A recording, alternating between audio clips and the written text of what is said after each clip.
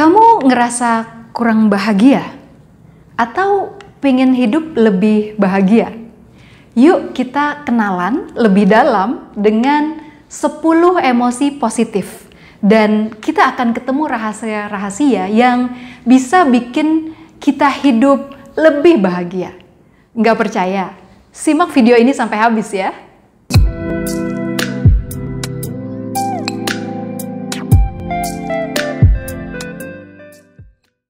Di 2 video sebelum ini, kita sudah membahas tentang apa itu well-being, yang menggambarkan kualitas hidup seutuhnya yang kita inginkan, dan 5 elemen penting dari well-being. Di video ini, kita akan fokus pada elemen yang pertama dari well-being, yaitu emosi positif. Salah satu tanda hidup kita baik-baik saja adalah kita merasakan emosi-emosi yang positif. Selama ini bisa jadi kita memahami yang namanya emosi positif itu terbatas pada perasaan senang, riang, atau gembira. Saat kita bisa tertawa dan identik dengan emoticon si kuning smiley itu ya, yang pokoknya just don't worry, be happy lah.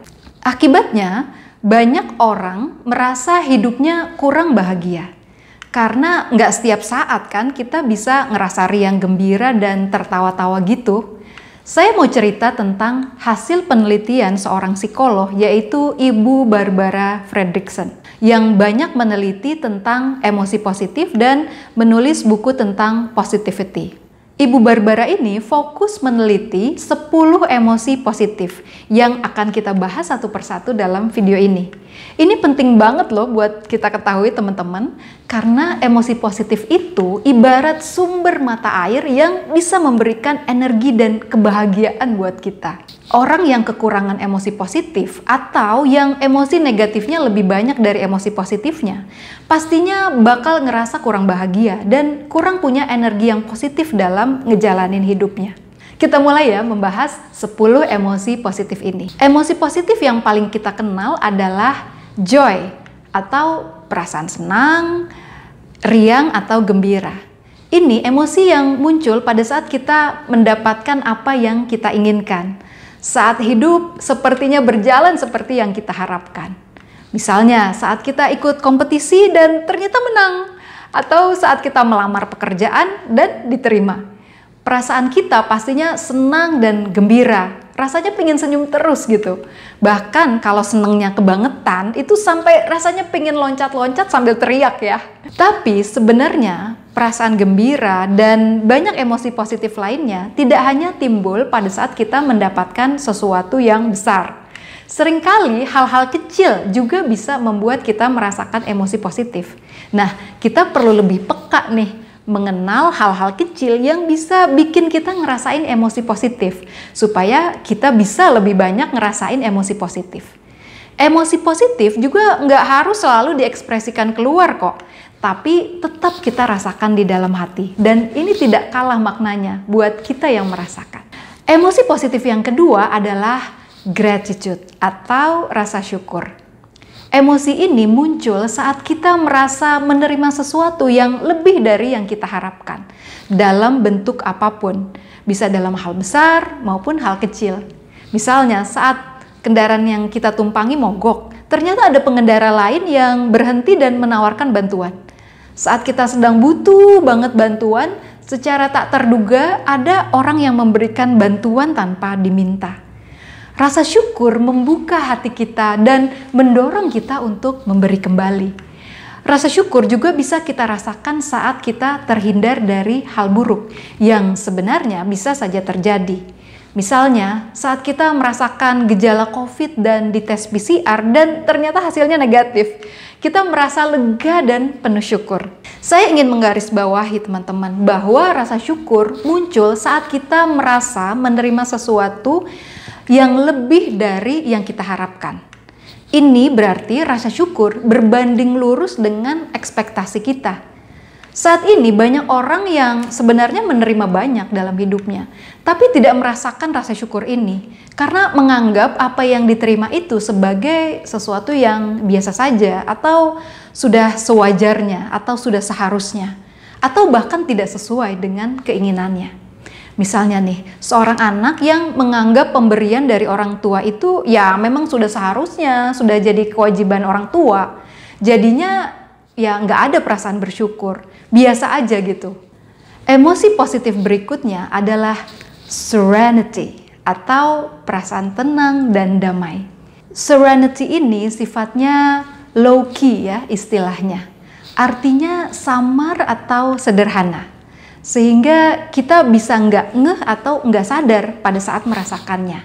Dibandingkan joy misalnya ya, yang lebih jelas berasanya.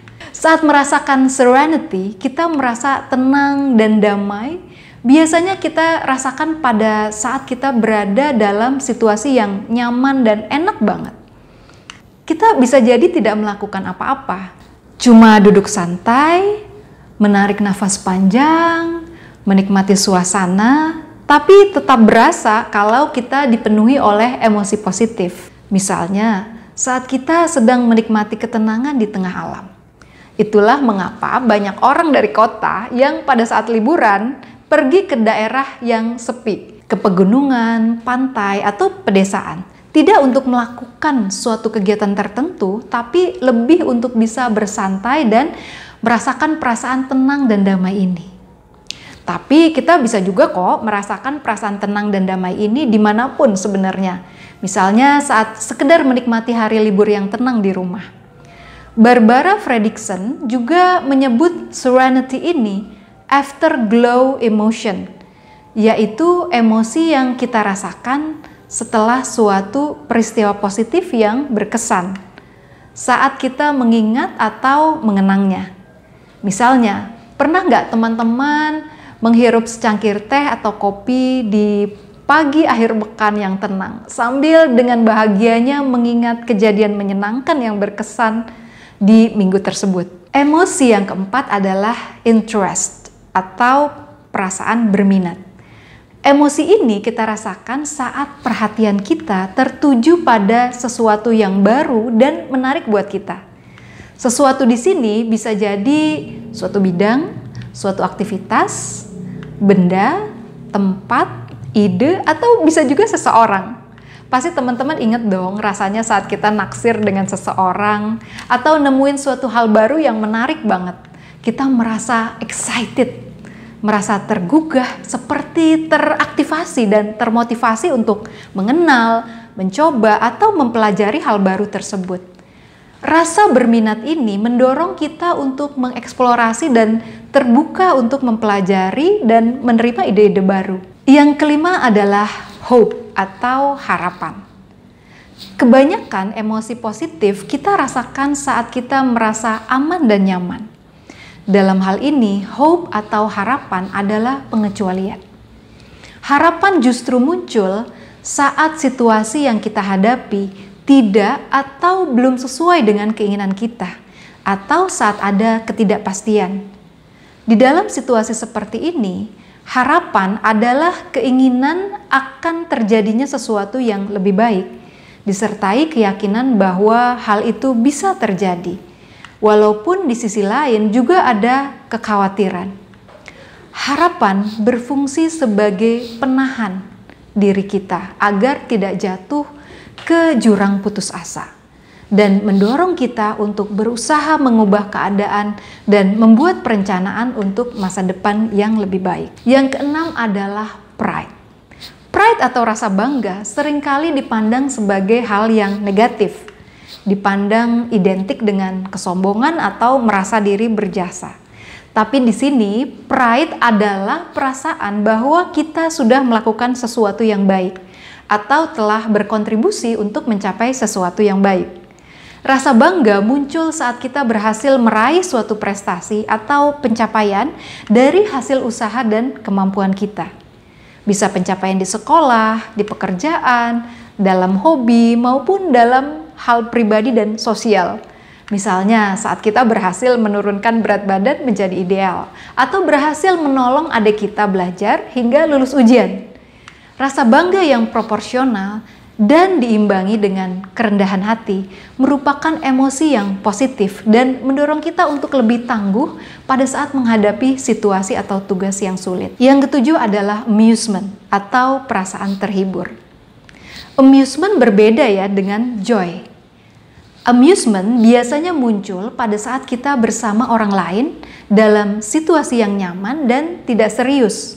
Misalnya nih, saat kita sedang menikmati waktu berkumpul dengan teman-teman, kemudian asik ngobrol, melakukan aktivitas bersama, main bareng mungkin, terus tiba-tiba ada yang bercanda, bikin joke atau kepleset ngomong yang lucu banget dan bikin semuanya tertawa terpingkal-pingkal. Pada saat itu kita merasa terhibur dan merasa lebih terkoneksi dengan orang-orang di sekitar kita. Karena itu, acara yang bisa membuat orang-orang merasa terhibur seperti ini sering diadakan oleh keluarga, komunitas, atau organisasi agar hubungan orang-orang di dalamnya lebih erat dan lebih terkoneksi. Yang kedelapan adalah inspiration atau merasa terinspirasi. Kita merasa terinspirasi saat menyaksikan sesuatu yang betul-betul menjadi contoh yang terbaik dari seorang manusia. True human excellence atau the best of human nature. Baik dari segi kemampuan, usaha, maupun karakter. Secara naluriah, kita mengagumi dan berespon positif pada hal-hal terbaik dari manusia. Misalnya, saat kita membaca biografi pemimpin yang hebat, menonton tayangan tentang seorang pengusaha sukses, perjuangan seorang atlet hingga bisa juara, atau melihat seorang anak yang berkorban untuk mengurus orang tuanya. Kita merasa tergugah dan terinspirasi untuk juga melakukan hal-hal yang baik dan mulia. Sayangnya, inspirasi memiliki saudara kembar yang negatif, yaitu perasaan dengki. Alih-alih merasa terinspirasi dan ingin melakukan hal baik, kita malah kesal dan berpikiran buruk terhadap orang yang berbuat baik tersebut. Hati-hati teman-teman, karena kedengkian itu bisa membakar habis kebaikan dalam hidup kita seperti api membakar habis kayu kering. Jadi, saat melihat orang lain berhasil atau menunjukkan kebaikan, kita bisa memilih untuk berespon secara positif sehingga merasa terinspirasi dan terdorong untuk juga melakukan yang terbaik, atau berespon secara negatif dalam bentuk iri dan dengki yang justru biasanya membuat kita ngerasa down dan pahit sendiri. Yang kesembilan adalah perasaan takjub atau awe. Mirip-mirip inspirasi hanya dalam skala yang lebih besar. Perasaan takjub ini kita rasakan pada saat kita menyaksikan sesuatu yang bagi kita itu sangat besar atau agung. Kita jadi merasa begitu kecil, tapi dalam arti yang positif ya. Karena kita merasa menjadi bagian dari sesuatu yang lebih besar dari diri kita sendiri. Dan itu rasanya luar biasa. Perasaan inilah yang dirasakan para astronot saat menyaksikan bumi dan alam semesta dari luar angkasa. Yang dirasakan para petualang saat sampai di puncak gunung dan berada di tengah alam yang luas. Atau yang dirasakan jamaah haji saat menyaksikan jutaan jamaah berkumpul di padang Arafah. Tapi kita tidak harus keluar angkasa atau ke puncak gunung kok untuk bisa merasakan perasaan ini. Perasaan takjub ini juga bisa kita rasakan dalam momen-momen istimewa dalam hidup kita. Misalnya bagi orang tua saat menyaksikan kelahiran anaknya. It feels amazing. Yang ke-10 adalah love atau cinta. Sengaja ditaruh paling akhir karena cinta adalah perasaan yang sangat spesial. Berapa banyak lagu, puisi, novel, dan film yang didedikasikan untuk cinta. Cinta memang sulit didefinisikan, tapi yang istimewa dari cinta adalah di dalam cinta ini kita bisa merasakan emosi-emosi positif yang lain. Misalnya nih, saat kita mencintai seseorang, kita merasa tertarik dan ingin mengenalnya secara lebih mendalam. Segala hal tentangnya juga menarik perhatian kita. Saat bersamanya, kita bisa merasa terhibur, merasa damai, merasa gembira, juga merasa bersyukur. Kita juga memiliki harapan-harapan untuk memiliki masa depan bersama. Ikut merasa bangga dengan prestasi yang dicapainya dan terinspirasi dengan kebaikannya. Semua ini adalah moments of love atau momen-momen yang penuh dengan berbagai emosi positif. Bisa dibilang cinta bisa memperkuat emosi-emosi positif yang lain. Jadi cinta sifatnya lebih multidimensi, melibatkan emosi-emosi yang lain dan tidak hanya kita rasakan sendiri, tapi terkait juga dengan orang lain atau sesuatu yang kita cintai itu, dalam hubungan yang sangat dekat dan sangat berpengaruh dalam hidup kita. Nggak heran kalau orang bilang cinta itu berjuta rasanya. Nah, itu dia 10 emosi positif yang perlu kita kenali. Emosi positif bisa kita temukan di mana-mana teman-teman. Tapi bisa jadi selama ini banyak yang tidak kita sadari. Sehingga terlewat begitu saja. Sayang banget kan kalau kita kehilangan momen-momen dalam hidup kita yang sebenarnya bisa bikin kita ngerasa bahagia. Selain itu teman-teman, emosi positif itu juga sifatnya rapuh atau fragile dan halus. Sementara emosi negatif sifatnya jauh lebih kuat. Saya sering mengibaratkan emosi negatif itu seperti alarm. Sementara emosi positif seperti angin sepoi-sepoi. Emosi negatif selalu berteriak. Sementara emosi positif datang dengan berbisik. Kalau kita biarkan, emosi negatif akan dengan mudahnya membajak emosi positif kita. Kita tidak perlu belajar untuk merasa marah, sedih, atau kecewa. Tapi kita perlu belajar untuk bisa mengenali, menangkap, menghargai, dan mempertahankan emosi-emosi positif yang kita miliki. Agar hidup kita penuh dengan positivity yang membahagiakan kita. Selain membuat kita merasa bahagia, emosi positif ini juga penting loh untuk kesuksesan hidup kita. Apa saja peran emosi positif dalam hidup kita? Bagaimana cara mengembangkannya dan apa hubungannya dengan si emosi negatif? Bahasan kita mengenai emosi belum selesai ya. Insya Allah akan kita lanjutkan di video berikutnya karena video ini sudah terlalu panjang. Jadi pastikan teman-teman subscribe di channel Hantari Academy dan tekan bel notifikasinya agar tidak ketinggalan video Hantari selanjutnya. Silakan share juga video ini kepada orang-orang terdekat kamu supaya kita bisa sama-sama hidup dengan positivity. Have a good life and let's flourish!